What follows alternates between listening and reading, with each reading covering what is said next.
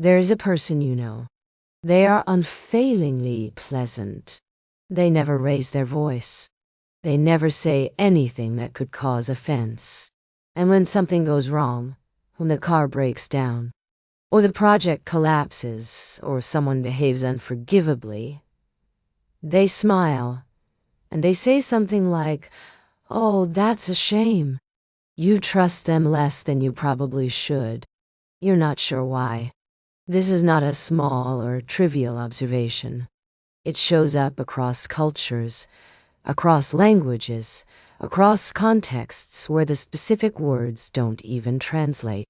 Something about the absence of profanity reads, to most human brains, as a kind of concealment. The question is, why? And more strangely, is the brain right? The conventional wisdom runs in the opposite direction. Swearing is associated with aggression, low education, poor impulse control. Parents correct children for it. Workplaces prohibit it. Religious traditions have treated certain words as literally defiling, a form of spiritual contamination that passes through the mouth. The assumption, for most of recorded history, has been that a person who controls their language is a person who controls themselves. Restraint as virtue, refinement as evidence of inner goodness. And there is something to this. Profanity used as a weapon, to demean, to intimidate, to exclude, does correlate with behaviors we have good reason to distrust. A 1992 analysis by the psychologist Timothy J. found that people do, on initial assessment, rate heavy swearers as less trustworthy. That finding is real. It is just incomplete, because the same research tradition that produced that finding eventually followed it somewhere unexpected. In 2017, a team of psychologists published a study in the journal Social Psychological and Personality Science. They were looking at the relationship between profanity and honesty, not as a moral claim, but as a measurable signal. What they found was this: across both an individual survey study and analysis of natural language data from 75,000 Facebook users, people who swore more frequently also scored higher on measures of honesty. The correlation was not absolute, but it was consistent. A follow-up large-scale analysis of natural language data confirmed the pattern. People who used more profanity in their everyday speech tended to use fewer deceptive language markers, fewer false hedges, fewer distancing constructions, fewer of the grammatical moves that linguists associate with deliberate evasion. This is the thing that does not fit the conventional story. Swearing, it turns out, tends to accompany the truth. Not because profanity is inherently honest, but because both swearing and honesty require the same underlying condition: a willingness to say what you actually mean, regardless of how it lands. To understand why, it helps to think about what swearing costs.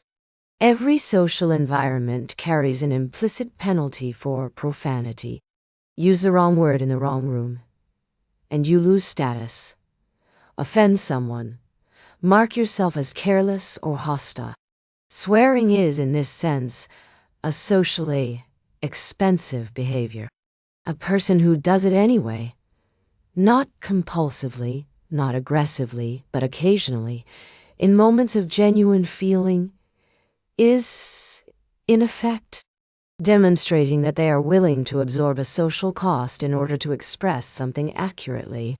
That is precisely what honesty requires.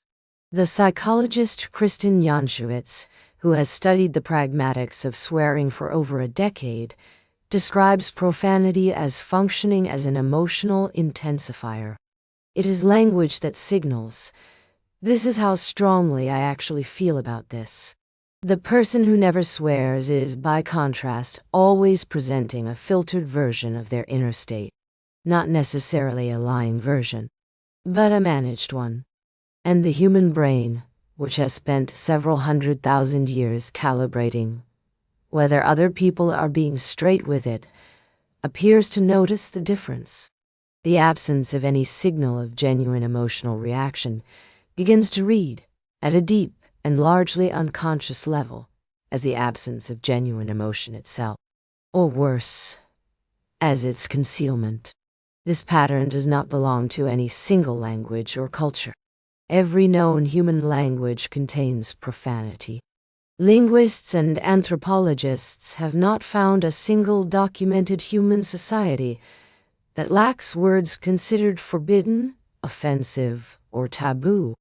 The specific content varies. What is unspeakable in one culture is unremarkable in another. But the structural category is universal, and universally the violation of those taboos carries social information.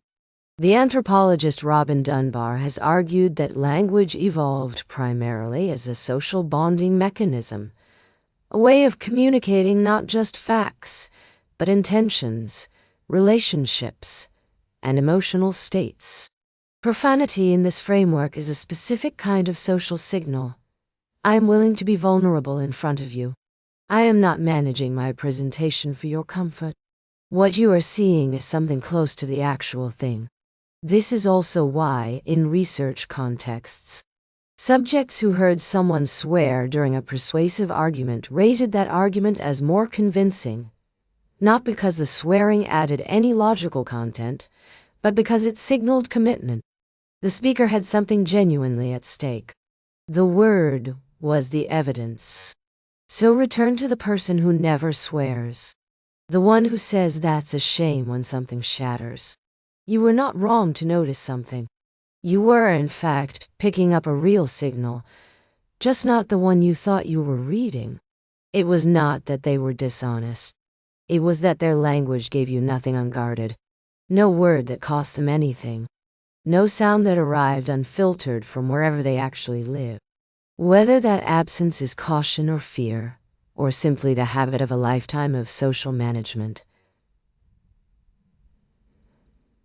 that distinction matters, and you probably can't know which it is from a single conversation.